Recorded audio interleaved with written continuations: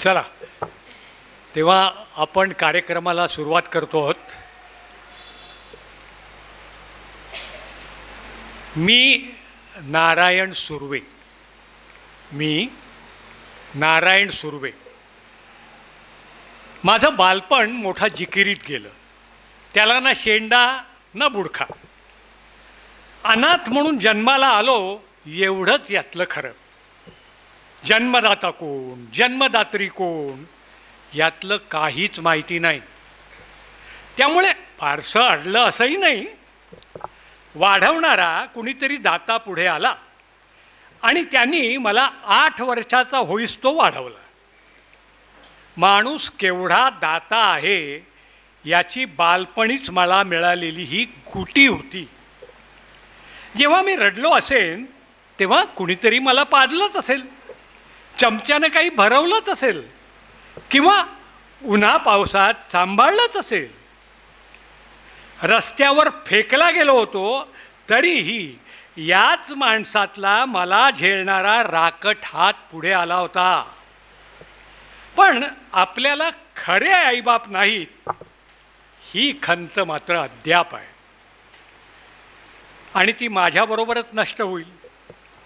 म्हणूनच की काय, सुरुवातीपासूनच मी थोडासा निबर आणि निडर झालो. वरचं निळं छप्पर आणि पायाखालचा डांबरी रस्ता हेच माझे आईबाप झाले. माझ्या मुलांना मी सावलीसारखा वाटतो.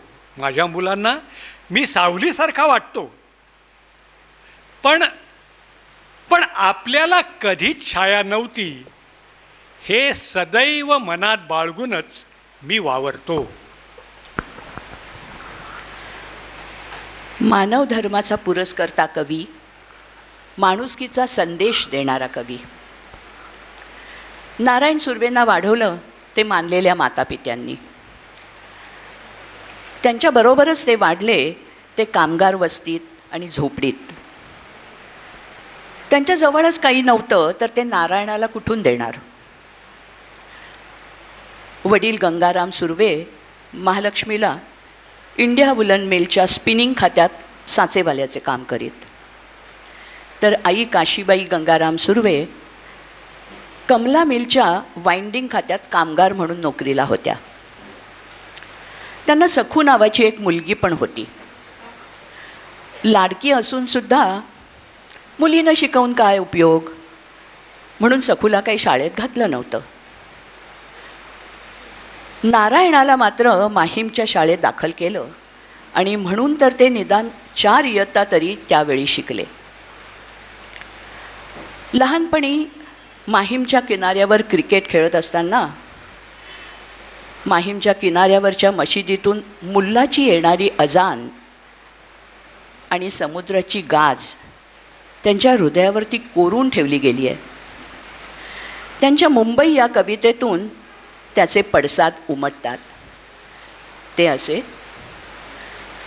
ऐकून अजान फणसासारखे अंगावर फुटत काटे, ऐकून अजान फणसासारखे अंगावर फुटत काटे, भीती वाटे मुल्लाची फकीराची, पळे आठवुनी घरचे रपाटे. पळे म्हणजे ते स्वतः पळून जात, घरचे रपाटे, पळे आठवुनी घरचे रपाटे. समुद्र त्यांना नेहमीच चिरतरुण क्रांतिकारकासारखा वाटायचा. त्यांच्या लहानपणीची एक गंमत, एकदा नेहमीप्रमाणे ते इतर पोरांबरोबर समुद्रावर पोहायला गेले होते. कपडे एका दगडाच्या खाली वाऱ्यावर उडू नयेत म्हणून ठेवले होते. समुद्रात डुंबायचा कंटाळा आल्यावर बाहेर येऊन पाहतात तो सर्व पोरांचे सर्वच्या सर्व कपडे गायब. त्यामुळे कोणत्याही वस्त्राशिवाय वस्त्रहीन अवस्थेतच ते जवळच्या मशिदीत जाऊन लपले. कोणीतरी खांद्यावरचा मोठा रुमाल शिव्या घालूनच त्यांना दिला. तेव्हा ते परतले. त्यामुळे माहीमच्या मशिदीवर त्यांचा फार लोभ होता. हेलो.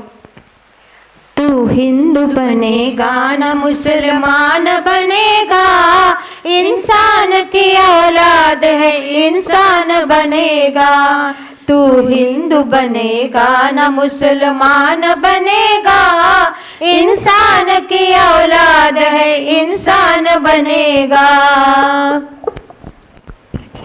1959 मधील धूल का फूल या चित्रपटातील धर्माच्या पलीकडे जाऊन माणुसकीचा संदेश देणारं हे अजरामर गीत. याचे खरे वास्तव रूप म्हणजे संत कबीर व कामगार कवी नारायण सुर्वे एकाच जातकुळीचे. कबीरांची आई ब्राह्मण होती. हिंदू मंदिराला भेट दिल्यावर अविवाहित असूनसुद्धा ती गर्भवती राहिली. तिने बाळाचा त्याग केल्यावर एका मुस्लिम विणकराला ते बाळ मिळाले. त्यांनी त्याचं पालनपोषणही केलं, अशी एक दंतकथा आहे. तसंच नारायण सुर्वे यांची माता कोण? तिने त्यांचा त्याग का केला? संत कबीरांनी आणि त्यांनी दोघांनीही आयुष्यात तेच दुःख भोगलं. 1999मध्ये जेव्हा त्यांना मध्य प्रदेशचा सरकारचा कबीर सन्मान मिळाला, तेव्हा त्यांना अत्यंत आनंद झाला होता. आणि विशेष म्हणजे त्यावेळेला संत कबीर जयंतीचं ते 6वे शताब्दी वर्ष होतं. नारायणाला नेहमी वाटायचं दुःखाची संवाद साधला तर एक नवा आधार मिळतो आणि पाकळीसारखं ते दुःख विलयाला जातं. पण पुन्हा नव्याने आपण नव्या गोष्टीला सामोरे जाऊ शकतो. समाजात आजूबाजूच्या उघड्या जगात वावरत असताना त्यांनी केलेले निरीक्षण आणि त्यांना आलेल्या अनुभवाचा पुढील आयुष्यात त्यांना खूप उपयोग झाला. नम्रता आणि नागवेपणा हा तेव्हापासूनच त्यांना जाणवू लागला आणि अनुभवाच्या तापत्या तव्यावरती त्यांनी चालायला प्रारंभ केला. नारायण सुर्वे अर्थात बालकामगाराचा जीवन संघर्ष आणि लोककवीचा उदय. निवृत्तीनंतर त्यांचे वडील गंगाराम कुशाजी सुर्वे वैभववाडीला आपल्या गावी निघून गेले. जाताना नारायणाच्या हातावरती 10 रुपये ठेवले आणि त्यांना त्यांच्याबरोबर सोबत नारायणाला नेणं शक्य नव्हतं. तेव्हा पुन्हा एकदा नारायण अनाथ झाले. भाकरीचा चंद्र मिळवण्यासाठी ते एका सिंधी कुटुंबात घरगडी म्हणून राहिले आणि हॉटेलात कब्बशा विसरणारा पोरगा, कधी कोणाचे कुत्रे, कोणाचे मूल सांभाळणारा हरकाम्या, दूध टाकणारा पोरगा अशी कामं करत आणि हळूहळू अशी करतच ते वाढले. म्हणजेच त्यांची जगण्याची सुरुवात बालकामगार म्हणून झाली. नारायण सुर्वे 1936 साली चौथी पास झाल्यावर 1940-41च्या सुमारास दादर स्थानकावर पेपरविक्या पोऱ्या म्हणून काम करत. पुढे त्यांनी पोर्टरची स्वगते ही कविता लिहिली. गोदरेजच्या कारखान्यात पत्रे उचलण्याचे काम, टाटा ऑइल मिलमध्ये हमाल, तर गिरणीमध्ये धागा धरण्याचे आणि बॉबिन भरण्याचे कामही त्यांनी केले. तत्पूर्वी 1935मध्ये पोरवयापासूनच ते चळवळीशी जोडले गेले होते. पीपल व्हॉलेंटियर्स ब्रिगेड या आंदोलनात पहिली लाठी अंगावर पडली. टिअर गॅससुद्धा झेलला आणि गांधी, नेहरू, मौलाना आझाद यांना पाहिलं. 15व्या वर्षी त्यांनी भारत छोडो आंदोलनातही भाग घेतला. 1942चे विराट आंदोलन, 1946चा खलाशांचा उठाव, 1947चे स्वातंत्र्य, जातीय दंगे, पिळवणूक करणारा मालक वर्ग, सरंजामी मनोवृत्तीचे धनदांडगे लोक, शेतकरी, शेतमजूर आणि गिरणी कामगारांच्या घनिष्ठ सहवासातून समजलेल्या त्यांच्या व्यथा वेदनांनी त्यांना अस्वस्थ करून दिलं. या सर्व अनुभवातून कवी नारायणाचा जन्म झाला. एका शेतकरी स्त्रीचे जीवन दर्शन घडवणाऱ्या डोंगरी शेत माझं ग या महान गीताची निर्मिती झाली. 1958मध्ये नवयुग मासिकात त्यांची ही पहिली वहिली कविता प्रसिद्ध झाली होती. डोंगरी शेत माझं ग मी बेणू किती, डोंगरी शेत माझं ग मी बेणू किती. डोंगरावरच्या शेतावर राबणारे कष्टकरी स्त्रीचं हे जीवन गठीत आहे. कवळाचे भारे डोक्यावर घाऊन वाहून घेऊन जाणारी, आडाचं पाणी काढणारी, भुकेने व्याकुळ झालेल्या तान्ह्या बाळाला घरात ठेवून शेतावर जाणारी ही स्त्री. इतके करून नांगर चालवून सोन्यासारखे पीक बोलू लागले आणि त्यावर अधिकार कोणाचा? तर सावकाराचा. सावकार हे सर्व लुटून नेतो, कष्टकऱ्यांना मात्र उपाशी ठेवून. महागाईने तर कहरच केला आहे.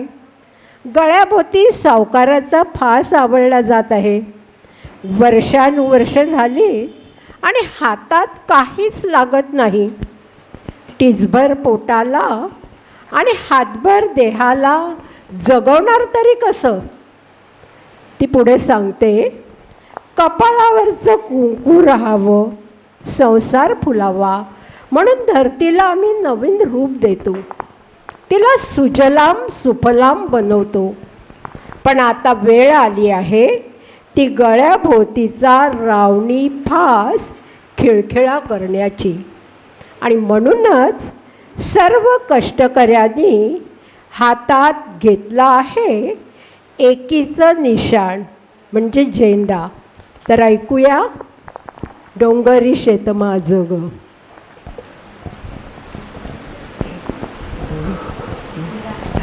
डोंगरी शेत माझं ग मी बेनू किती, डोंगरी शेत माझं ग मी बेनू किती. आलं वरीस राबून मी मराव किती, आलं वरीस राबून मी मराव किती. कवळाचे भारे बाई ग घेऊन चढाव किती, कवळाचे भारे बाई ग घेऊन चढाव किती. आडाचं पाणी बाई ग पाणी वळाव किती, आडाचं पाणी बाई ग पाणी वळाव किती. घरात ताना बाई ग ताना रडल किती, घरात ताना बाई ग ताना रडल किती. तान्याचं रड ऐकून पाना येईल किती, तान्याचं रड ऐकून पाना येईल किती. डोंगरी शेत माझं ग मी बेनू किती, डोंगरी शेत माझं ग मी बेनू किती. आलं वरीस राबून मी मराव किती, आलं वरीस राबून मी मराव किती. आलं आलं वरीस जमीन नांगरून, आलं आलं वरीस जमीन नांगरून. उभं पिकणाचे ग सोन्यानं फुलवून, उभं पिकणाचे ग सोन्यानं फुलवून. पर एक मेला सावकार कोला हिसकून घेतो बाई सोन्याचा गोळा. पर एक मेला सावकार कोला हिसकून घेतो बाई सोन्याचा गोळा. असं उपाशी राहून ग आम्ही मराव किती, असं उपाशी राहून ग आम्ही मराव किती. डोंगरी शेत माझं ग मी बेनू किती, डोंगरी शेत माझं ग मी बेनू किती. आलं वरीस राबून मी मराव किती, आलं वरीस राबून मी मराव किती. टिचभर पोटाला हातभर देहाला जपाव किती, हिजभर पोटाला हातभर देहाला जपाव किती तोडू जुलमाचे काच हे रावणी पास तोडू जुलमाचे काच हे रावणी पास एकीच निशाण ग आम्ही घेऊ हाती एकीच निशाण ग आम्ही घेऊ हाती डोंगरी शेत माझ ग मी बेनू किती डोंगरी शेत माझ ग मी बेनू किती आलं वरिस राबून मी मराव किती आलं वरिस राबून मी मराव किती आलं वरिस राबून मी मराव किती. तर डोंगरी शेत माझं ग हे गीत संयुक्त महाराष्ट्र लढ्याच्या कालखंडात लिहिलेलं 1956च्या सुमारास.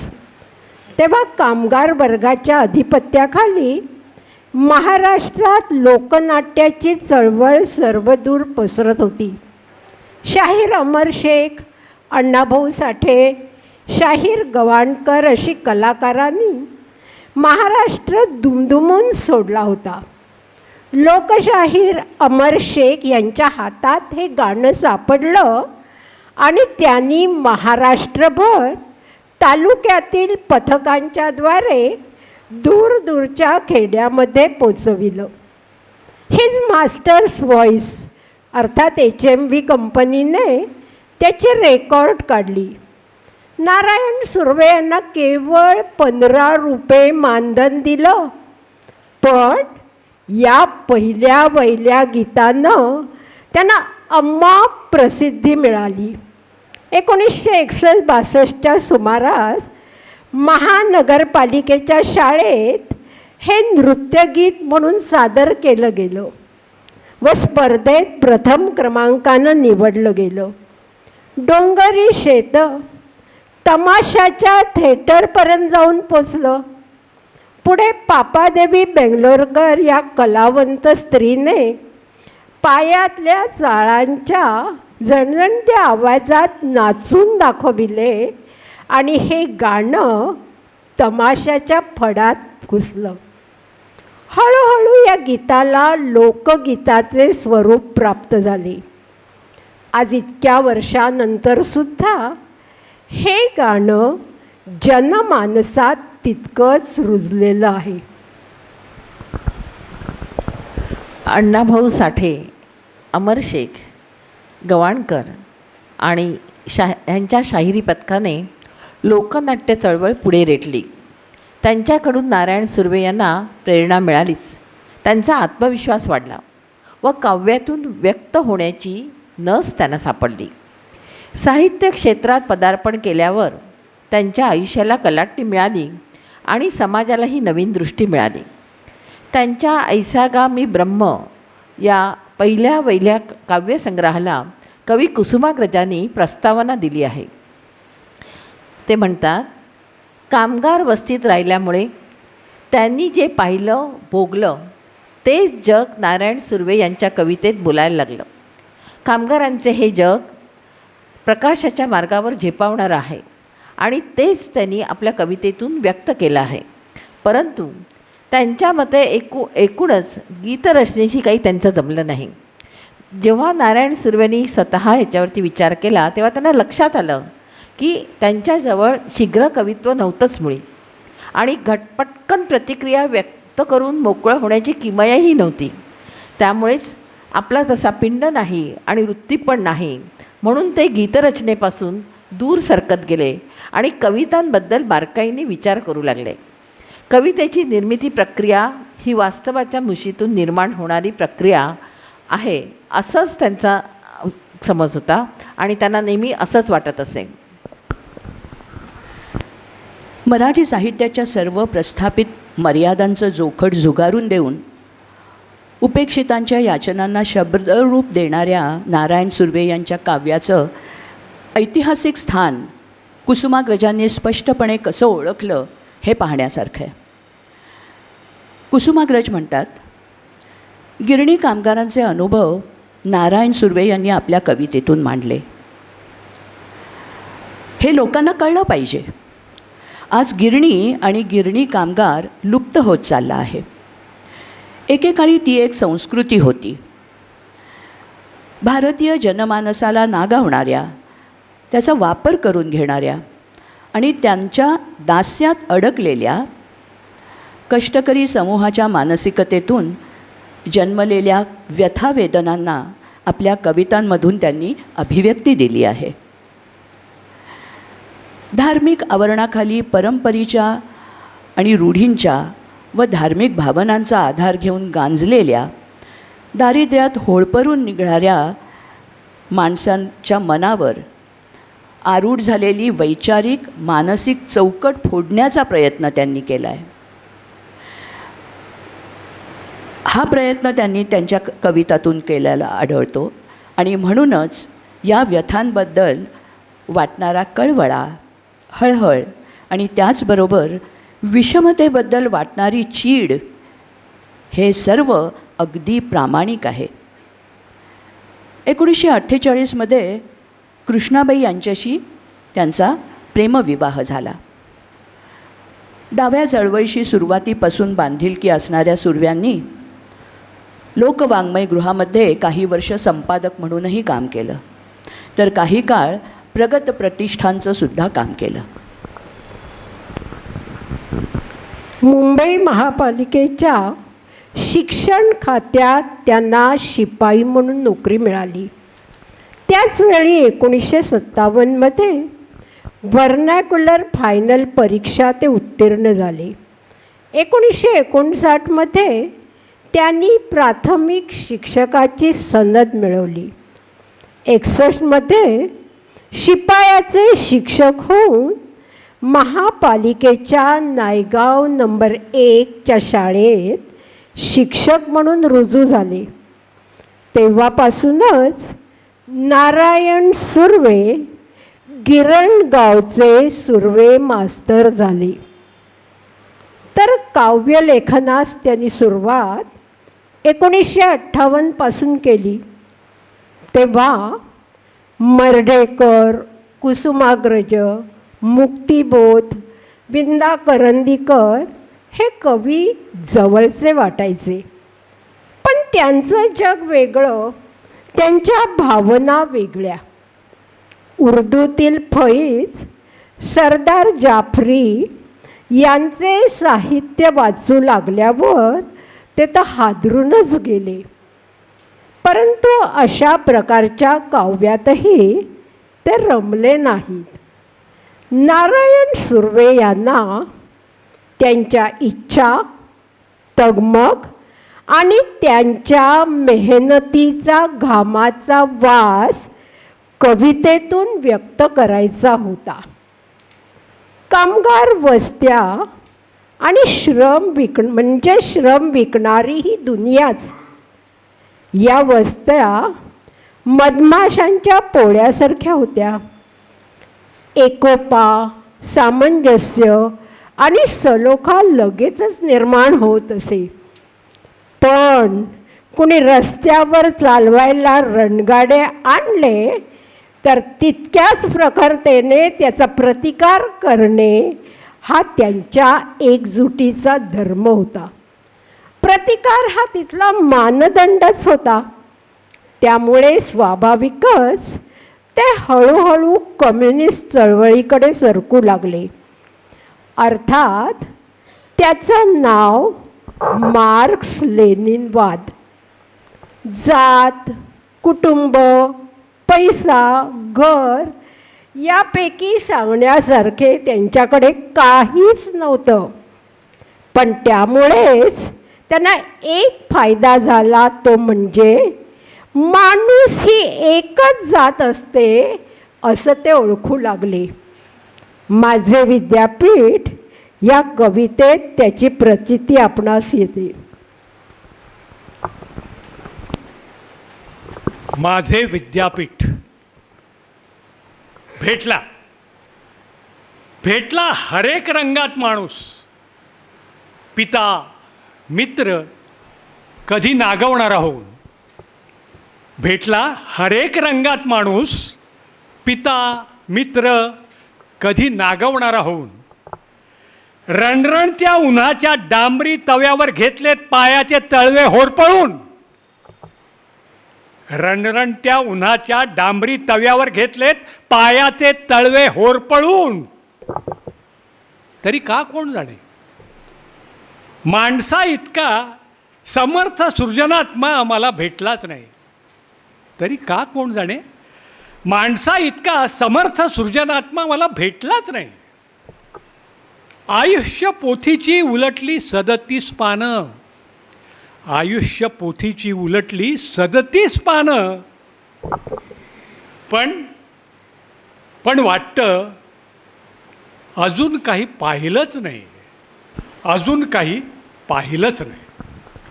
कवी नारायण सुर्वे यांचं माझं विद्यापीठ हे त्यांचं आत्मचरित्र होय. त्यांच्या शब्दांमध्ये त्यांच्या वेदना स्पष्टपणे आणि ठसठसीतपणे व्यक्त होतात.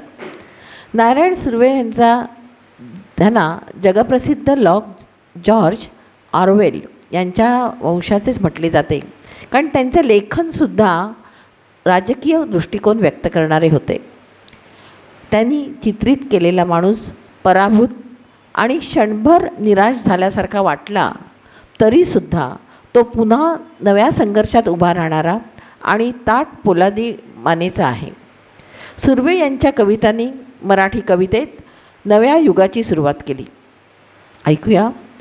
ना घर होते गणगोत ना गणगोत, ना घर होते ना गणगोत, चालेल तेवढी पायाखालची जमीन होती, चालेल तेवढी पायाखालची जमीन होती. दुकानाचे आडोसे होते, दुकानांचे आडोसे होते, मोफत नगरपालिकेची फुटपाथ खुलीच होती, मोफत नगरपालिकेची फुटपाथ खुलीच होती. तर कवितेच्या शेवटी ते लिहितात, आत्ता आलोच आहे या जगात, आत्ता आलोच आहे जगात, वावरतो आहे या उघड्या नागड्या स्वरूपात, वावरतो आहे या उघड्या नागड्या वास्तवात. जगायलाच हवे, जगायलाच हवे, आपलेसे करायलाच हवे, आपलेसे करायलाच हवे. कधी दोन देत तर कधी दोन घेत, कधी दोन देत तर कधी दोन घेत. नारायण सुर्वे यांचे विद्यापीठ प्रत्यक्ष अनुभवातून उपयोजनातून साकार झालेली विचारप्रवाही वेदना होती. त्यातून प्रकट झालेले वास्तव एक सामाजिक आणि सांस्कृतिक जाणीवेचा शोषणाचा इतिहास सांगणारे होतं. सामाजिक बांधिलकीची भूमिका आपल्या कवितांमधून सातत्याने मांडत राहिलेला हा असा महाकवी वैश्विक जाणीवा अगदी थेट मांडतो. साध्या सोप्या सरळ शब्दांची रचना ही त्यांची खासियत होती आणि स्वतःचे शब्द शल्य अगदी काळजात धरून समाजासाठी जगायला प्राधान्य देणारा हा एक कवी होता. आम्हा घरी शब्दाचीच रत्ने, शब्दाचीच शस्त्रे असे करू असे लिहिणाऱ्या संत तुकारामाचा वारसा जपणारा हा महान कवी. तर आता ऐकूया सुर्वे मास्तरांची सावली पत्नी कृष्णाबाई सुर्वे यांच्या नजरेतून. लोक मला विचारतात, नारायण सुर्वे मोठे कवी आणि काय तुम्ही त्यांची बायको?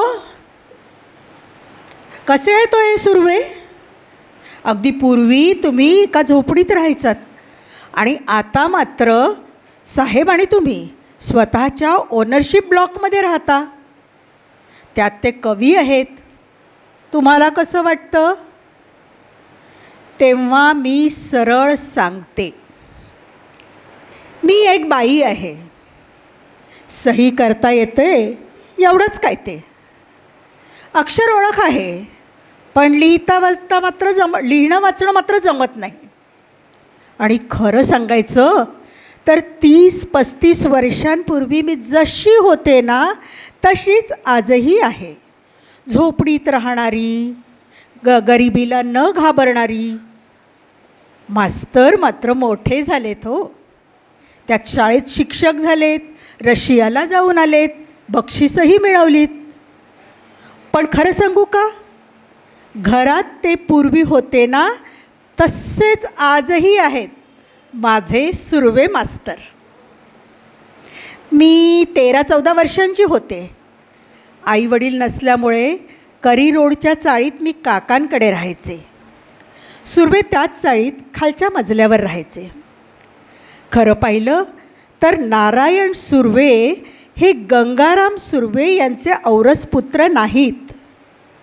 नारायण गंगाराम सुर्वे हा गंगाराम सुर्वे यांनी सांभाळ केल्यामुळे नामरूपांतर झालेला प्रकार आहे. त्यांचं शिक्षण फक्त 4थीपर्यंतच. चाळीतले सगळे कम्युनिस्ट पार्टीत होते. सुर्वे माहिती सांगत, चक्क तास घेत, आणि म्हणून आम्ही सर्वजण त्यांना मास्तर म्हणायचो.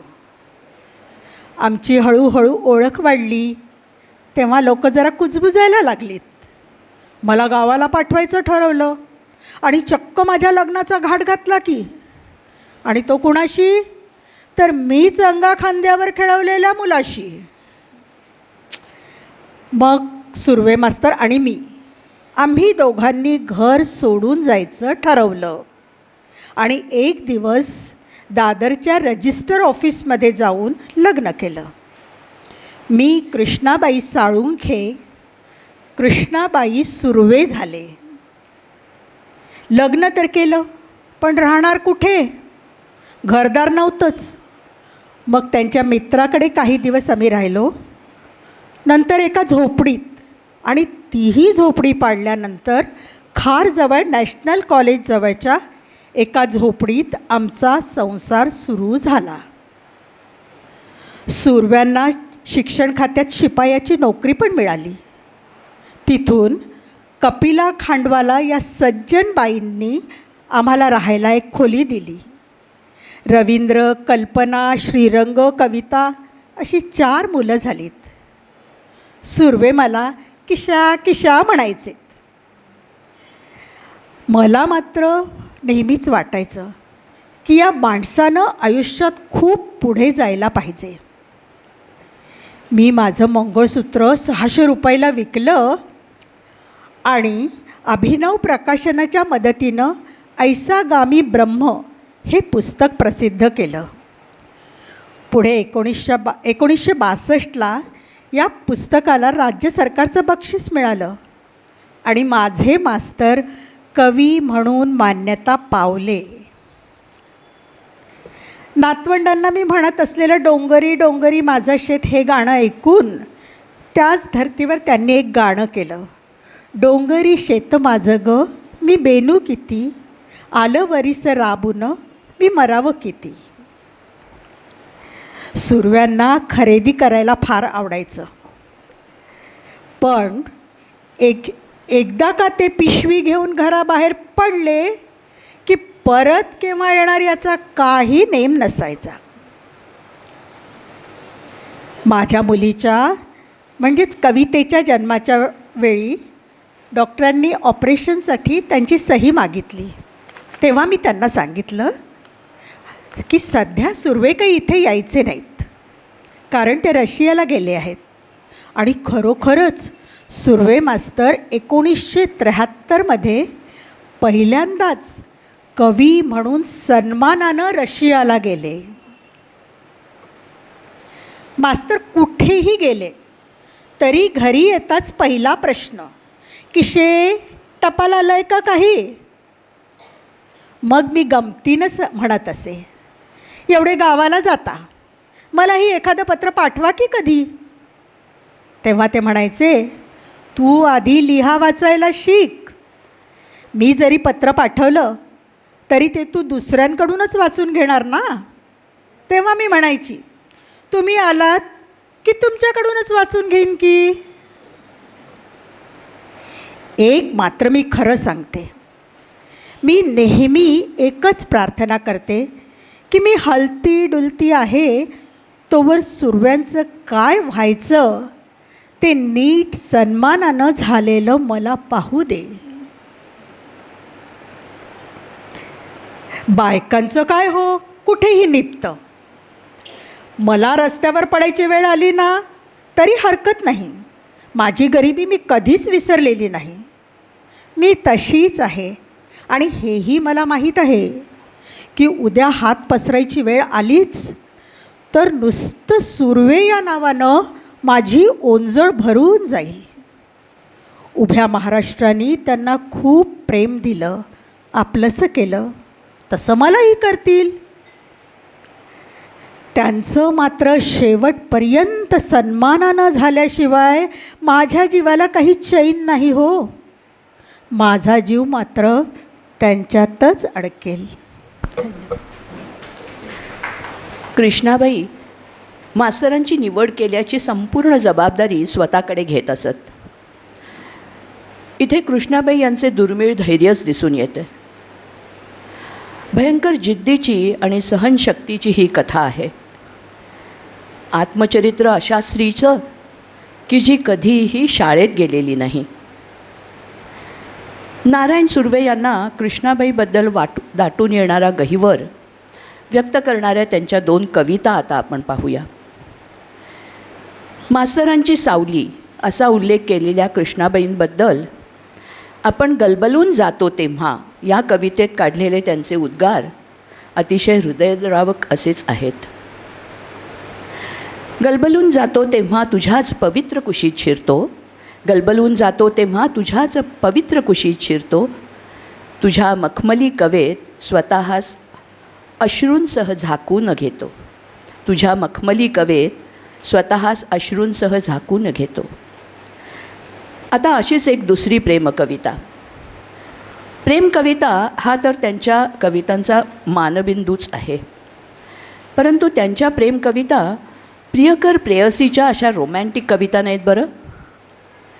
तर त्यातील स्त्री पुरुषाचं नातं संसारिक पतिपत्नींचं नातं आहे. अनेक हृद्य प्रसंगांतून त्यांनी निखळ निरामय संसारिक प्रेमाचं दर्शन आपल्याला घडवलं आहे. जसं कुंतल तुझे आत्ताच विंचरून ठेव, कुंतल तुझे आत्ताच विंचरून ठेव, आंबाड्याच्या पेड्यात फुले मी खोवीन, आंबाड्याच्या पेड्यात फुले मी खोवीन, माझ्या डोळ्यांच्या आईन्यात पाहून घे रूप, माझ्या डोळ्यांच्या आईन्यात पाहून घे रूप, तुझ्या कानाच्या पाळीत तारे मी खोवीन, तुझ्या कानाच्या पाळीत तारे मी खोवीन. माझी आई, जगाशी नातं जोडणारी माझी आई ही कविता 1973मध्ये रशियात सोव्हिएत युनियनमध्ये आर्मेनियाची राजधानी असलेल्या येरेवान शहरातील विद्यापीठात काव्य वाचनाची संधी मिळाली असता त्यांनी वाचली. विशेष म्हणजे येरेवान रेडिओ केंद्राने सुद्धा ती कविता प्रसारित केली. ती भाषांतरित होऊन एकाच वेळेला 6 भाषातील लोकांना ती ऐकू येऊ शकली. तसंच समाजातील पीडित आणि परिस्थितीने गांजलेल्या स्त्रीबद्दलचा त्यांना वाटणारा कळवळासुद्धा हृदयाला भिडणाराच आहे. कष्टकरी समाजाचे मनोविश्व दर्शवणाऱ्या नारायण सुर्वे यांच्या या 3 प्रसिद्ध कविता, त्यात ते सांगतात की प्रत्येक माणसाला माणूस म्हणून सन्मानानं, आदरानं, आनंदानं जगण्याचा अधिकार आहे.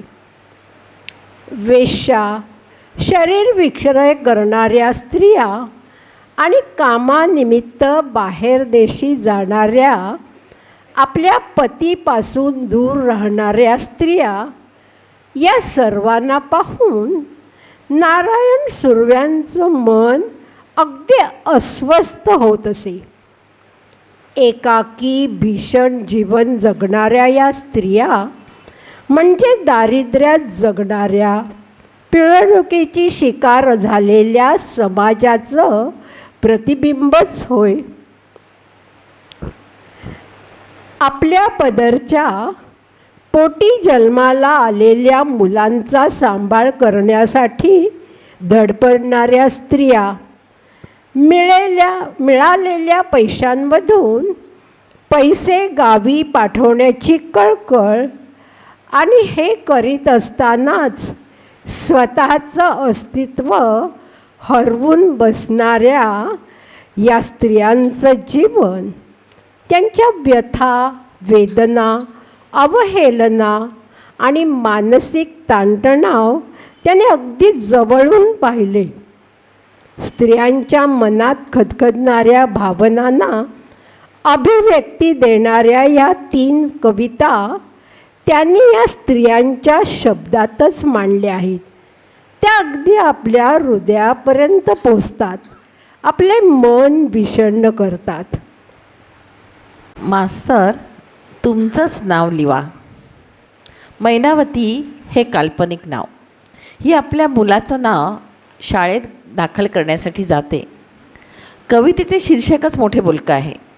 गरिबी आणि दारिद्र्य माणसाला काय काय करायला भाग पाडते हे कोणीच सांगू शकत नाही. मनाला पटत नसूनसुद्धा मैनावतीला शरीर विक्रय करण्याखेरीज दुसरा कोणताही पर्याय उरलेला नाही आणि त्यातूनच बापाचा ठाव ठिकाणा नसलेला एका मुलाला ती जन्म देते. माता म्हणून तिची जबाबदारी ती स्वीकारते आणि हे रोपटं, हे छोटं मूल घेऊन ती वाढवते आणि त्याला घेऊन ती आज शाळेत पोचली आहे. मुलाला शाळेत दाखल करण्यासाठी मास्तरांना ती गळ घालते. कशी ते आता ऐकूया. अहो मास्तर, लिवा, तुमचंच नाव लिवा. अहो बाई, काय बोलताय? सांगता काय मला? अहो खरंच सांगते या, मरी आईला समरून सांगते या. लिवा तुम्ही. अहो देवाचं देणं आहे ते. असेल ना, पण बापाच्या जागी माझं नाव कसं? नांगर घातल्याविना आणि बी पेरल्याविना रोप वर उगवतं का? उगतं का? बोला. नाही. अहो बाई, मग बापाच्या जागी माझं नाव लिहून कसं चालेल? बाप नाही म्हटलं तर पोराचं कसं जमलं? अहो आता कंचावी देवाचं नाव नका लिहू, माणसाचंच लिवा. देवानं काय केलं व वटी तेनंच भरली नाही. तुमचंच नाव लिवा मास्तर. अहो तुमचंच नाव लिवा. बरं बाई, जात कुठली? आता जात नका विचारू. तसा नियमच आहे, नाही तर प्रवेश बंद. माझा काहीच इलाज नाही. अहो मास्तर, आता आम्ही कुणा एकाची का बाईल आहेत? घरोट्यातल्या बाया नव्हत आम्ही. तेवढं कुठलं आमचं नशीब. या पोराचा जन्म हितलाच. फाटला जन्मला तो, तेव्हा कमडा बी आवरला नव्हता. त्यावेळी पोट निरी खाली सरकलं, तेव्हा ना सुईन ना कोई जवळ. आधी मन सराकलं, पण मग ह्याला पाहून मन हराकलं. ह्याला पाहून मन अगदी हराकलं. पड पोरा, पड पाया मास्तरांच्या. अहो, काय करताय? अहो आता माझं राहू द्या, तुमचं राहू द्या. पोरा पड पाया, ह्याच्या पाया पड. पर मास्तर तेवढं एक ध्यानात असू द्या, तुमचंच नाव लिवा मास्तर, तुमचंच नाव लिवा. अशी गळ घालणारी मैनावती. मनी ऑर्डरचं गावठी भाषेतलं उच्चारण मनी ऑर्डर. कवी नारायण सुर्वे यांनी अशी स्त्रीच्या मुखातून कथन झालेली एक मनी ऑर्डर ही कविता आपलं मन अस्वस्थ करून सोडतं. ग्रँट रोड येथे शाळेत शिक्षण खात्यात शिपायाचं काम करत असताना खात्यातर्फे निघणारी सर्व सर्क्युलर्स त्यांना जवळच्या शाळांना हँड डिलिव्हरीने द्यावी लागत असत आणि अनेक वेळा वेगवेगळ्या वस्त्यातून त्यांना जावं लागे. रेड लाईट एरिया म्हणजे गोलपिठा, फोरास रोड, कामाठीपुरा या वस्त्यातून त्यांनाही जावं लागत असे. तेव्हा तिथल्या देहविक्रय करणाऱ्या वेश्या दिवसा दुपारी पोस्टाबाहेर पत्र लिहून देणाऱ्याच्या अवतीभोवती घोळका करत असत. कोणत्याही वेळी कोणत्याही कागाळ्या किंवा कोणत्याही दयनीय अवस्थेचं प्रदर्शन न करता, घरी न कळवता आपण सुखात आहोत असंच पत्रात लिहा असं सांगणाऱ्या आणि त्या लेखकाला, पत्रलेखकाला भाग पाडण्याला लावत, मात्र पदर डोळ्याला लावत गुप्तपणे आणि मूकपणे स्वतः मात्र कोपऱ्यात बसून रडत असत. या स्त्रीजवळ विकण्यासारखं फक्त शेवटी तिचं शरीरच उरतं आणि शेवटी ते विकूनही स्वतःचं दायित्व ती सांभाळत राहते. या अनुभवातून कवी सुर्वे म्हणतात, म्हणावं नवी वज्रटीक घडवलीय, वाक्या पाठवून दिल्यात इष्णूकडं. अंधा कमी 50 रुपये बी, अंधा कमी 50 रुपये बी, अहो नाम्याला चरडी, अहो चरडी म्हणजे चड्डी, नाम्याला चरडी घेऊन द्या, म्हणजे पळल पोरगा साडला, म्हणजे पळल पोरगा साडला, आणि दोघासनं बी मुकालिवा, दोघासना बी मुकालिवा. खरंच हे शहाणपण आलं कुठून, कुठल्या ग्रंथात लिहिले असं? सुर्व्यांच्या कवितांमध्ये मात्र त्यांना वाटणाऱ्या ह्या कळकळीची अनुभूती मिळते. आता आपण कविवर्य नारायण सुर्वे यांची एक अनुवादित कविता ऐकणार आहोत. या कवितेच्या जन्माची कथा मजेशीर आहे. महिला चळवळीत काम करणाऱ्या 2 महिला कार्यकर्त्यांनी एकत्र बसून हिंदीत लिहिलेलं हे गीत आहे. एक श्रीमती शेहनाज शेख आणि दुसरी गीता महाजन, परस्पर विरोधी जमातीतील. ही एका संसारी स्त्रीची व्यथा नाही बरं, तर लाखो स्त्रियांचा हा सार्वत्रिक अनुभव आहे. जगण्याची धग सर्वात जास्त संसारी स्त्रीलाच लागते. घरातील कर्ता पुरुष परदेशी गेलेला, म्हणजे मुंबई पुणे अशा ठिकाणी नसून दुबईला गेलेला, पण त्याचं सगळं लक्ष आणि त्याची नजर आपल्या बाईकडे. टिपिकल भारतीय नवरा आहे.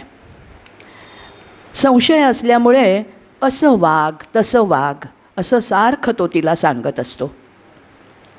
ती बाई गाण्यातून आपलं गाऱ्हाणं मांडते.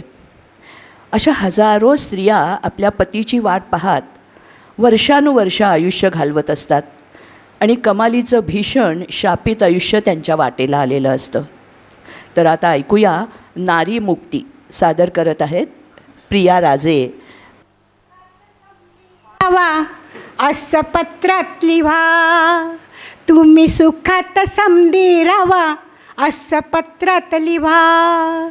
कोण्या मेल्यानं तुम्हा कळविल मिठू मक्त रस्त्यावर, कोण्या मेल्यानं तुम्हा कळविल मिठू मक्त रस्त्यावर. संशय माझा आला तुम्हा तर नाही जाणार बाहेर, संशय माझा आला तुम्हा तर नाही जाणार बाहेर. पाणी आणाया जाऊ का नको, काय ते पत्रात लिहा. पाणी आणाया जाऊ का नको, काय ते पत्रात लिहा. 100 रुपयाचा हिसाब मागता मीच काय एकलीनं खाल्लं, 100 रुपयाचा हिसाब मागता मीच काय एकलीनं खाल्लं. लाईटचे 20 दिले, पाण्याचे 30 दिले, 25 दिले राशन आणायला. 100 रुपयाचा हिसाब मागता मीच का एकलीनं खाल्लं. लाईटचे 20 दिले, पाण्याचे 30 दिले, 25चे राशन आणलं. दूधवाल्याचे 25 दिले, त्यांना देऊ का नको, काय ते पत्रात लिहा. दूधवाल्याचे 25 दिले, त्यांना देऊ का नको, काय ते पत्रात लिहा. बाळाला आला ताप न खोकला, प्रायव्हेटला घेऊन गेले. बाळाला आला ताप न खोकला, प्रायव्हेटला घेऊन गेले. 100 रुपयाचे इंजेक्शन मारले, पाण्यातच पैसे गेले. 100 रुपयाचं इंजेक्शन मारले, पाण्यातच पैसे गेले. त्याला जेजेला नेऊ का नको, त्याला केएमला नेऊ का नको, काय ते पत्रात लिहा, काय ते पत्रात लिहा. नारी मुक्तीच्या भारतात सभा मिटिंगला आम्ही जातो, नारी मुक्तीच्या भारतात सभा मिटिंगला आम्ही जातो. तुझ्या बहिणीला मारतो नवरा सगळ्या जणी धमकावतो. तुझ्या बहिणीला मारतो नवरा सगळ्या जणी धमकावतो. तिला सोडवाया जाऊ का नग काय ते पत्रात लिहा. तिला सोडवाया जाऊ का नग काय ते पत्रात लिहा. कोण्या मेल्यानं तुम्हा कळविलं मिठू मग त्या रस्त्यावर. कोण्या मेल्यानं तुम्हा कळविलं मिठू मग त्या रस्त्यावर. मीटिंगला जाते मोर्चाला जाते त्याविन जगणार कसं. मीटिंगला जाते मोर्चाला जाते त्याविन कसं जगणार. तुम्हा सगळ्यांना संधी राहा असं पत्रात लिहा. तुम्ही सुखात समधी राहा असं पत्रात लिहा. असं पत्रात लिहा.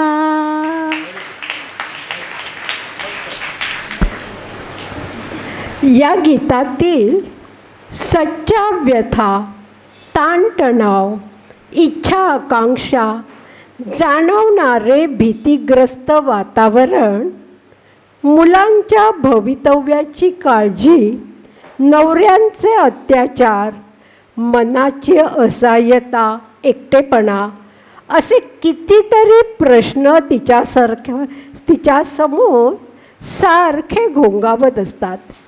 बदलत्या कालखंडाशी तिचा संपर्कसुद्धा असतो. गीतामध्ये बाईच्या बोलण्यातील मिस्किलपणा आणि संशयी नवऱ्याला रोखठोक प्रश्न विचारण्यामागचा तिचा धीरोदत्तपणा, निर्धार तसेच प्रेमातील दुरावाही आढळतो.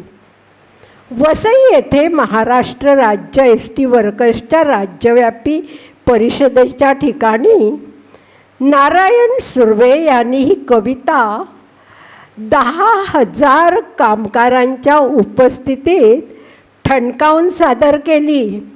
तेव्हा वन्स मोरचा तारा दुमदुमला. असंख्य कामगारांनी पत्र पाठवून हे गीत मागवून घेतले. असे होते प्रतिभावान कवी नारायण सुर्वे. डॉक्टर प्रज्ञा दया पवार 23 सप्टेंबर 2017 रोजी लिहितात, सरळ आणि सोप्या रांगड्या भाषेत लिहिलेल्या कवितेतून नारायण सुर्वे मास्तर यांनी मास्तर आणि देहविक्रय व्यवसायात रुतलेल्या एका मोठ्या स्त्रीच्या संवादातून या समुदायांची भीषण अवस्था आणि उत्पीडित समाजाच्या व्यथांना उजागर केले आहे.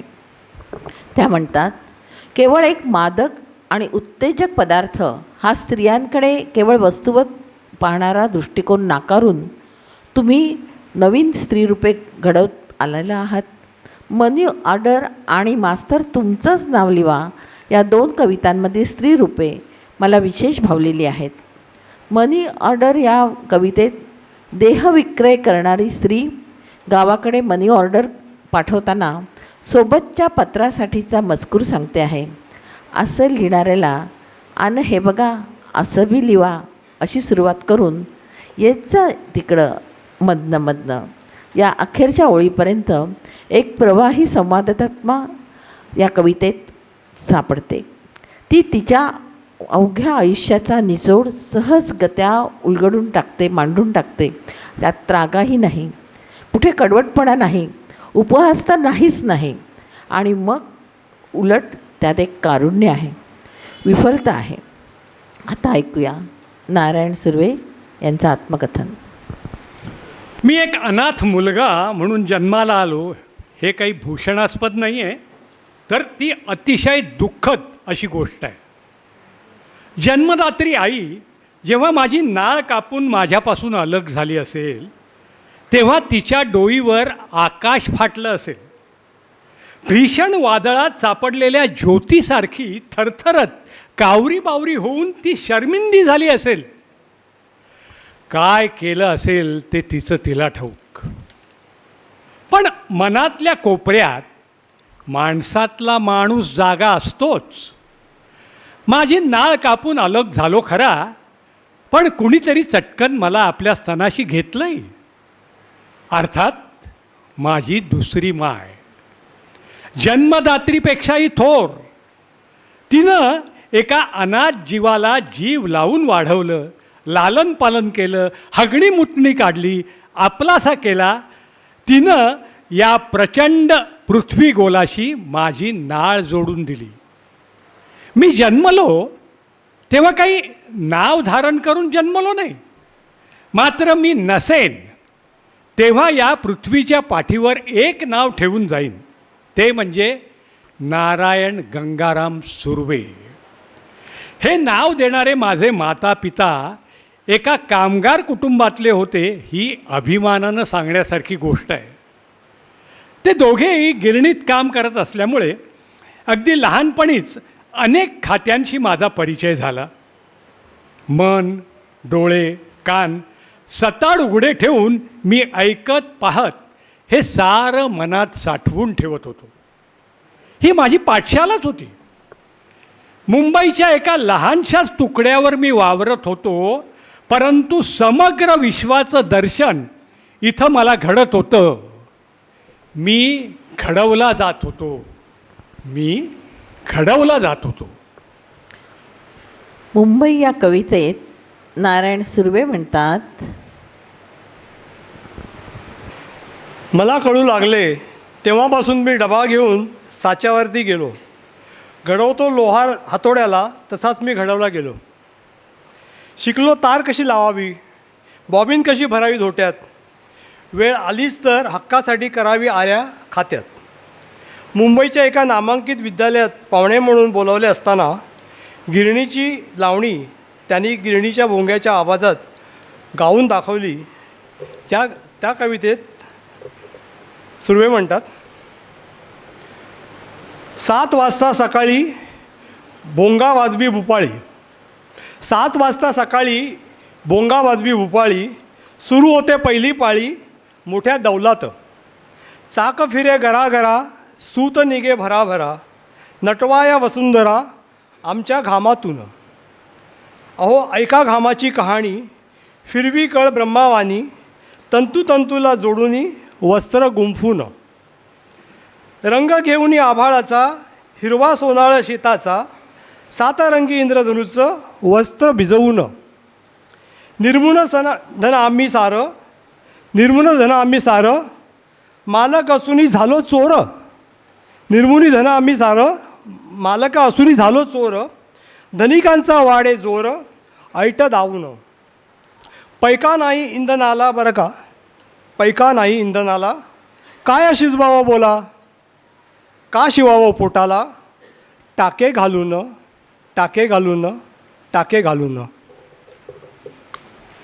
मिलमध्ये त्रासन खात्यात नारायण सुर्वे डाफर पोऱ्या म्हणजेच सुताच्या कांड्या स्वच्छ करण्याचे काम करीत असत.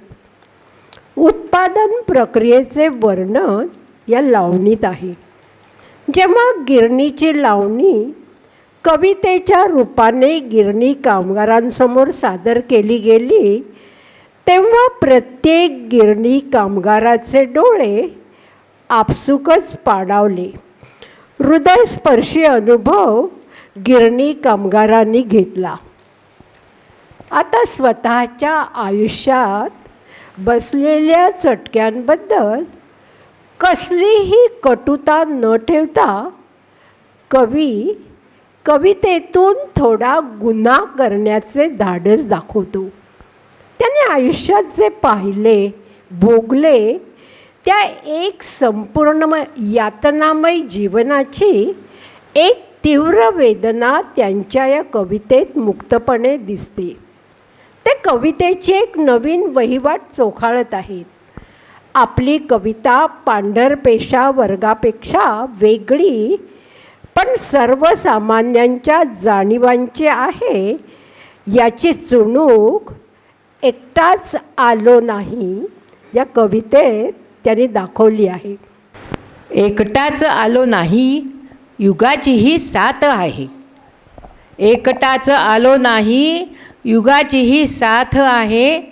सावध अशा तुफानाची हीच सुरुवात आहे. सावध अशा तुफानाची हीच सुरुवात आहे. कामगार आहे मी, तळपती तलवार आहे. कामगार आहे मी, तळपती तलवार आहे. सारस्वतांनो थोडासा गुन्हा घडणार आहे. सारस्वतांनो थोडासा गुन्हा घडणार आहे. ऐसा गामी ब्रह्मा हा नारायण सुर्वेंचा पहिला काव्यसंग्रह 1962मध्ये प्रकाशित झाला. इथल्या प्रस्थापितांविरुद्ध दिलेला तो एल्गार होता. स्वतःच्या आगमनाची अतिशय रास्त आणि निर्धोक आत्मविश्वासानं ललकारी देणारी सुर्व्यांची कविता वेगळी ठरली ती इथेच.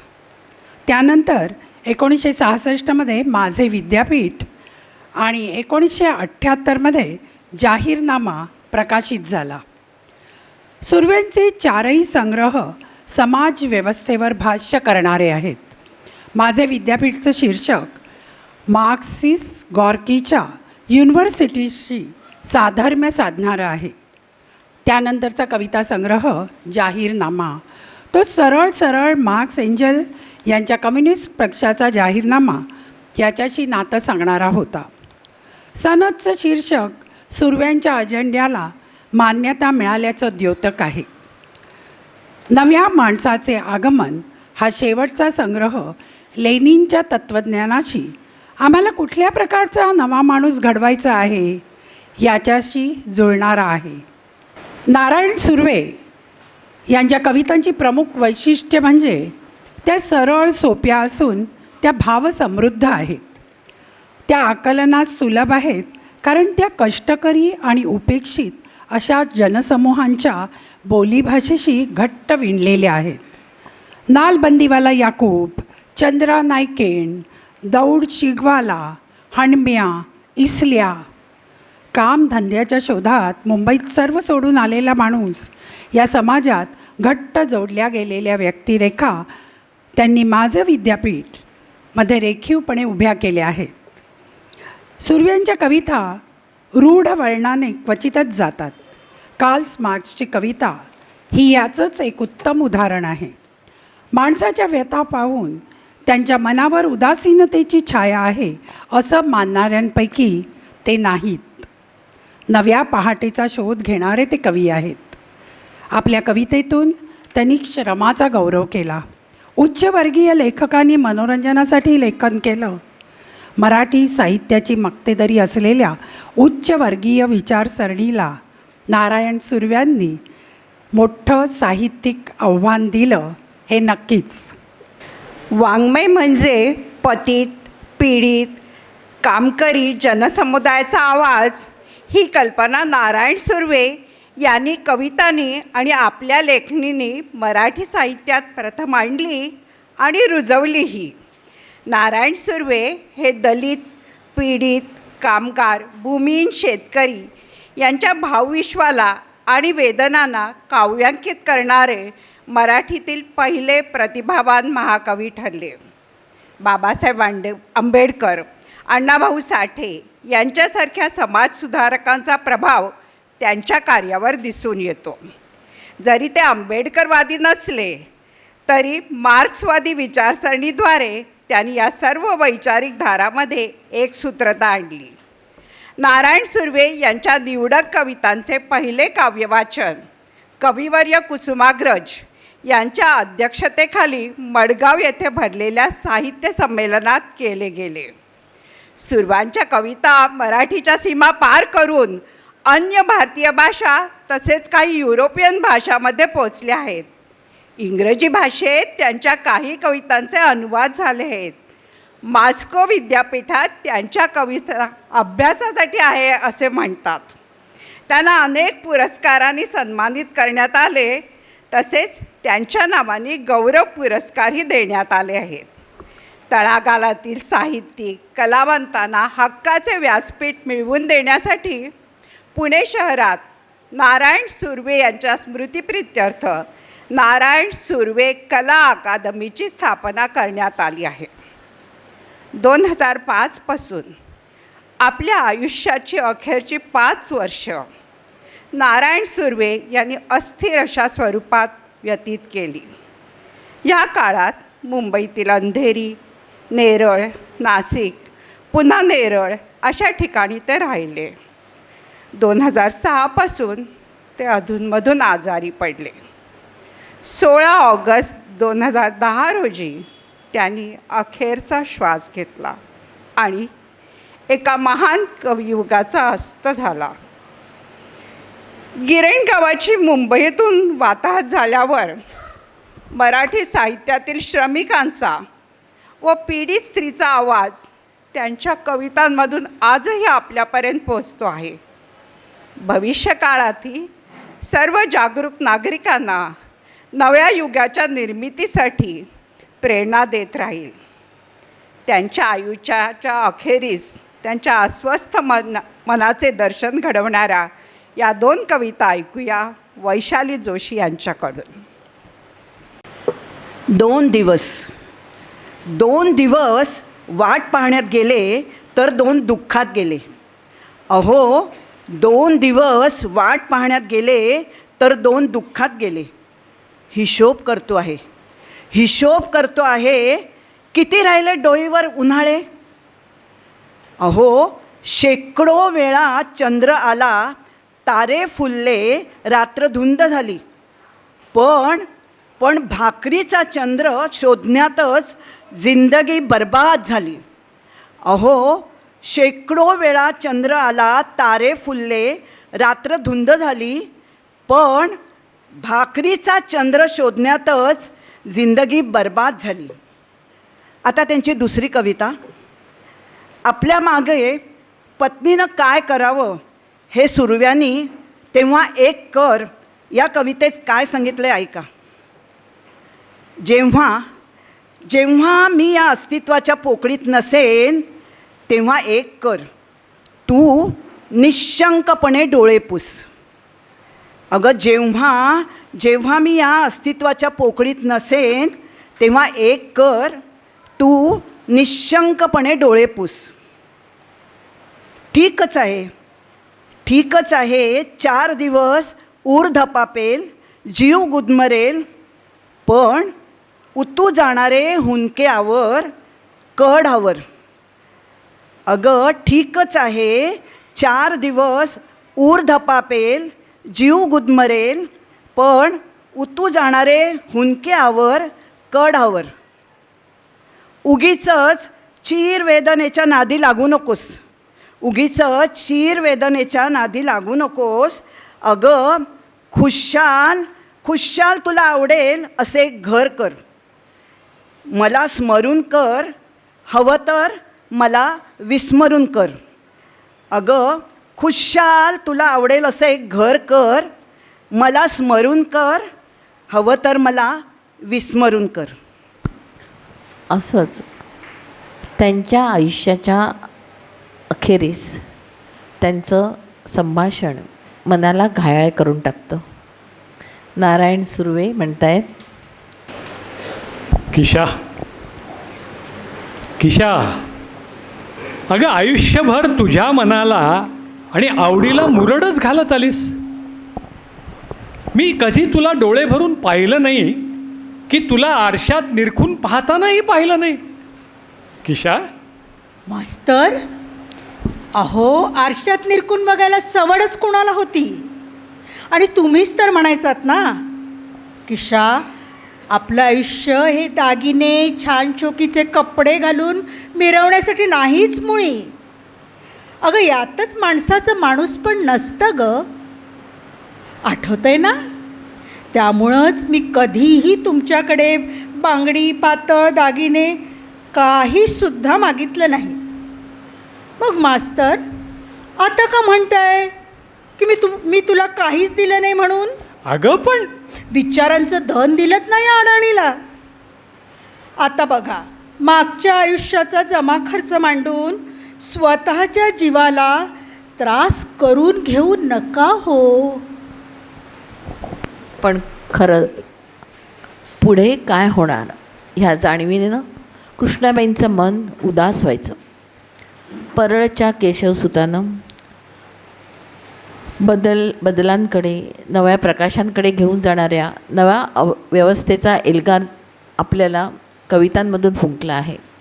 संघर्षाची धग सुरव्यांच्या कवितेच्या रूपाने जी तेवत ठेवली आहे ती कधीही विझणार नाही, कधीही विझणार नाही, कधीही विझणार नाही. त्यांना शतशः प्रणाम.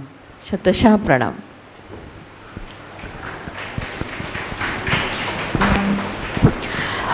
या कार्यक्रमामध्ये गीतं ज्यांनी म्हटली त्या माया कुलकर्णी, प्रतिभा सराफ, वैशाली जोशी आणि प्रिया राजे ह्या सर्व आमच्या गायिका सभासद. नृत्य सादर केलं ते मानसी आपटे आणि सीमा केळकर यांनी. आत्मकथन प्रदीप प्रधान, हेमांगी राजनेकर आणि नीलम वराडकर. संवाद सादर केला सुशीलकुमार हाटे आणि प्रतिभा सराफ. आणि संगणक ऑपरेट केला मीरा पेंडसे आणि अनिल गोखले यांनी. मी समारोप करण्यासाठी बागेश्रीताईंना बोलवते. तत्पूर्वी नारायण सुर्वेंचा एक चाहता आपल्यामध्ये उपस्थित आहे.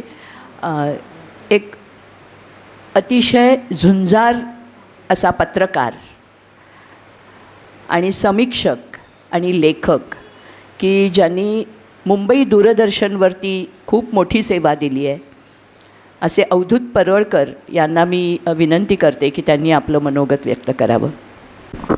मला समारोप करायचीच विनंती केली होती, पण मी तसं समारोप्या नाही आहे आणि आपल्याकडे समारोप सम्राट असतात, माहिती आहे तुम्हाला. एकदा बोलायला लागले की त्यांचंच कीनोट ॲड्रेस असेल असं वाटावं, इतकं भाषण त्यांचं सुरू होतं. तर तसा मी नाही आहे, त्यामुळे हातात थोडे 1-2 कागद असले तरी तुम्ही घाबरू नका. मी थोडक्यात बोलणारा माणूस आहे आणि जास्त ऐकणारा माणूस आहे, बोलणारा कमी आणि थोडा लिहिणारा आहे. मी पहिल्यापासून होते की मला समारोप ही संकल्पनाच मला मंजूर नाही, कारण चालू राहावा समारंभ. बऱ्याच वेळा समारंभ चांगला असेल तर संपू नये असं अनेक लोकांना वाटत असते, तर ते वाईट काम करायला कोणाला तरी बोलवतात आणि संपले सांगा, जाहीर करा, ते झालं. कारण चालू राहतं आणि खरंच तो आपल्या मनात चालू राहतो. खरं जर समारंभाचा तांत्रिक रूपात जातो आणि आपण त्याच्यावर विचार करायला लागतो, आपण वाचलं पाहिजे असं वाटतं. आणि निश्चित या कार्यक्रमाने अनेक लोकांनी तो कमी वाचलं असण्याची शक्यता आहे मला वाटते. ज्या समाजात आपण राहतो त्या समाजात ते पूर्णपणे पोचले नाहीत. तरी देखील मगाशी मला सांगावं असं वाटलं मुद्दाम, त्या दिलासा म्हणजे एक मोठा दिलासाची गोष्ट म्हणजे या माणसांना, जी माणसं शापाई म्हणून काम केलं अशा माणसाच्या कवितेला मध्यमवर्गाने उचलून धरले, मध्यमवर्गाने वर आणलं त्यांना. हे एक लक्षात ठेवलं पाहिजे. आज तुम्ही सगळे मध्यमवर्गीयात निराळ्या जीव अवस्थेत वातावरणात जगतायत आणि अशा माणसाशी आपला संवेदना असल्यामुळे संवेदनशीलतेने त्यांनी वर आणलं. आणि आज जे आपल्याला स्वरूप थोडं दिसते कवितेचं वेगळं रूप, स्वतः नारायण सुर्वे पाना फुलाच्या कविता करणारे नव्हते आणि आपली बरीचशी कविता फुलं पानं अशात रमलेली होती. त्याच्या पलीकडे जाऊन आपण विचार केला आहे लोकांनी. आणि मला म्हणून आनंद होतो की दिलासारख्याने या माणसाची दखल घेतली.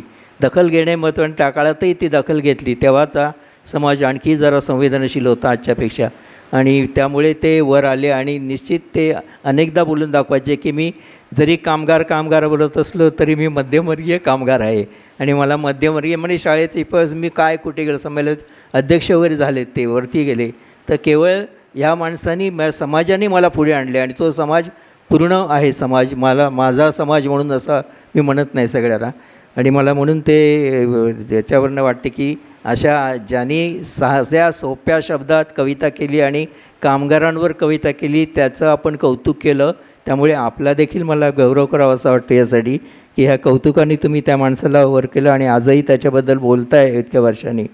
एक लहानशी कविता मला त्या वाटते, ते पूर्वी म्हणायचे ते म्हणजे त्यांच्या कवितेची जात त्याच्यात दिसते. ते म्हणायचे, भरल्या पोटी अगा पहा तू जर चंद्र, आम्हीही कुणाची याद केली असती.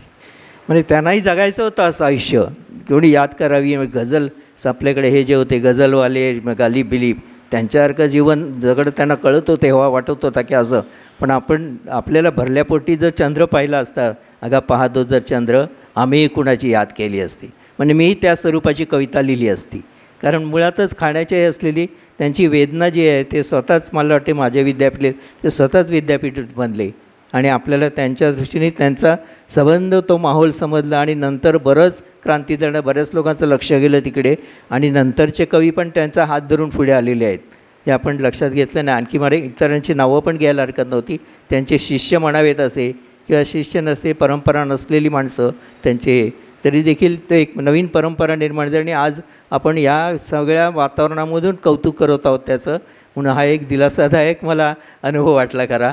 आणि सगळ्यांचे मला मान्यवरांचे आता याच्यात आभार मानायचे असतात. ते सोडून सगळे मान्यवरांचे आभार म्हणजे सगळेच मान्यवर असतात तिथे. मला पहिल्यांदापासून वाटतं की हे तिघे आपण मान्यवरांचे आई म्हणतो तिकडे बघतो, मान्यवर सगळे तेही मान्यवर असतात म्हणून हे इथे असतात. तर हे लक्षात ठेवून आपण बघितलं पाहिजे सगळ्या समाजाकडे. आणि सगळे इथे मान्यवर. मला फक्त एक लहानशी सूचना करायची वाटली ह्याच्या संदर्भात की याच्यामध्ये ह्याची कौतुक केलं वाढदिवसाची वगैरे, ते छानच होतं समारंभ, असं बरं वाटतं ऐकल्यावर. पण त्याच्यात लहान मुलं वर्गात नातू असतात त्यांची फोटो दाखवून त्यांचं जर कौतुक केलं तर सर्वांना आवडेल. कारण त्या पिढीला आपण आहोत, आपण लिंक आहे आणि आपण आता नसणार काही वर्षांनी, पण ती असणार आहे पुढे. तर त्यांचे फोटो लहान फोटो असतात, कौतुक सांगावं असं खूप असतं. म्हणजे बरेच म्हणजे याच्यात रमतात मुलं. तर कौतुक नका करू, पण फोटो दाखवा आणि त्याचा वाढदिवस परवा साजरा झाला काहीतरी 2 शब्द बोलला तर चालेल. इथल्या बाकीच्यांना आठवणी होतील आणि त्याही भाग घेतील. म्हणजे आपण पुढच्या पिढीपर्यंत राहिलं पाहिजे. आपलीच दुःख कुरवाळ्यात आपणच ह्यांनी जे संस्था हे काढले सगळं की आपण ह्याच्यामध्ये आहोत, मदत हे काढले. तर ह्या मदतीची पण एक गरज आहे की आता असं वृद्धाश्रम निघालं त्याच्यावरही आता म्हणायला झाली की वृद्धाश्रमाच्या इथे लहान मुलं पण खेळती असावीत. कारण वृद्धाश्रम हा तुरुंगासारखा त्यांना वाटतो. सगळे वृद्धरी सर आपण एक आजारी असं दुसरा आजारी असे सगळे फिरत असतात, डॉक्टर असं. म्हणजे ते एक उदास वातावरण न ठेवता मुलं अनाथ मुलं असतील ज्यांना हे नसतील त्यांची मुलं खेळती मुलं दिसावीत त्या वेळात. हे खूप आता समजायला लागले. तर या निमित्ताने फक्त मला सांगावं असं वाटलं. बाकी साऱ्यांचे आभार. आणि मला विनंती करून मुटकून एखादा पुढे करावं तसं पुढे गेलं. माझा नंतर 17 तारखेला कार्यक्रम आहे तेव्हा आपण भेटूच नंतर. आभार. आज काही निमंत्रित आहेत मान्यवर, तर त्यांना मी विनंती करते की त्यांनी व्यासपीठावर यावं. त्यांचा सन्मान आम्हाला करायचा आहे. एकतर अंजनी बेदरकर ह्या सुरव्यांच्या सहकारी आहेत, त्यांना निमंत्रित करते. पूर्वाश्रमीच्या कल्पना सुर्वे, सुजाता घारेकर यांनासुद्धा व्यासपीठावर यायची विनंती करते. आणि कामगार प्रतिनिधी म्हणून गायत्री सावंत आलेल्या आहेत, त्यासुद्धा आज आमच्या निमंत्रित आहेत. तर त्यांनीसुद्धा व्यासपीठावर यावं. आणि बागेश्री ताईंना विनंती करते की त्यांनी फूल देऊन त्यांचं स्वागत करावं. मी विनंती करते की कल्पनाला, म्हणजे मी सुजाता घारेला ओळखते, मी कल्पनाला ओळखत नाही. पण सुजाता घारेंचा आणि त्यांच्या म्हणजे पूर्ण कुटुंबाशी माझा किती जवळचा संबंध आहे ती सांगेल तुम्हाला. पण त्याच्या आधी ती इकडे आल्याबद्दल मी खरंच आणि तुम्हाला कसं वाटलं हे तर नक्की तुमच्याकडनं ऐकायला आम्हाला आवडेल.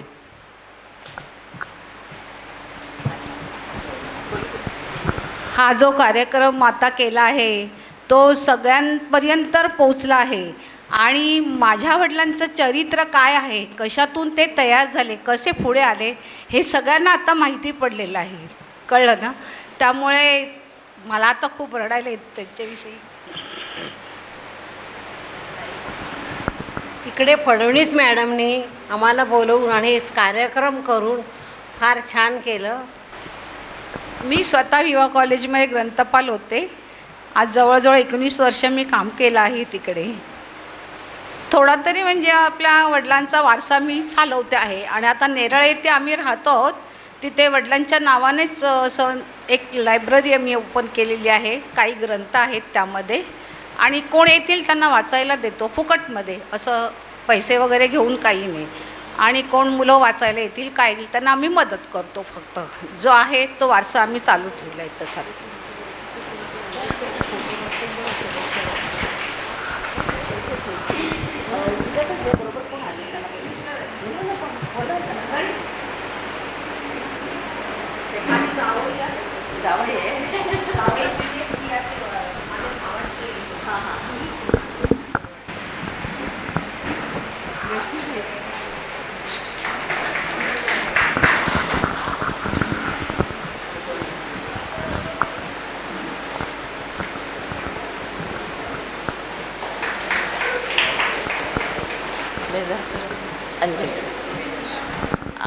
सुजाता आणि अंजली दोघीजणी सहकारी म्हणून काम करत होत्या एकमेकांशी. किती 19 वर्ष काम केलं एकत्र. मी शिवाजीनगरमध्ये राहते. नारायण सुर्वे मला पहिल्यापासून मी ओळखते त्यांना आणि खूप छान आहे ते बोलणारे वगैरे, कवी करणारे. त्यांची मुलगी, त्यांना मी एवढे ओळखत नाही, पण आता आज त्यांना पहिला बघितलं आहे मी.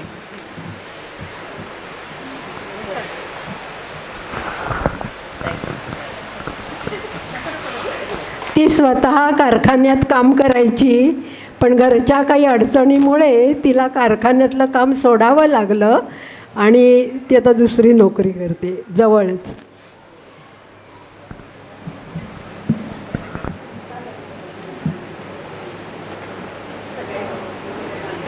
सर्व मान्यवरांचे धन्यवाद. आणि इकडे अजूनही काही मान्यवर आहेत, पण वेळेअभावी आपल्याला बोलता येणार नाही. सर्वांनी कॉफी पानाचा आस्वाद घ्यावा.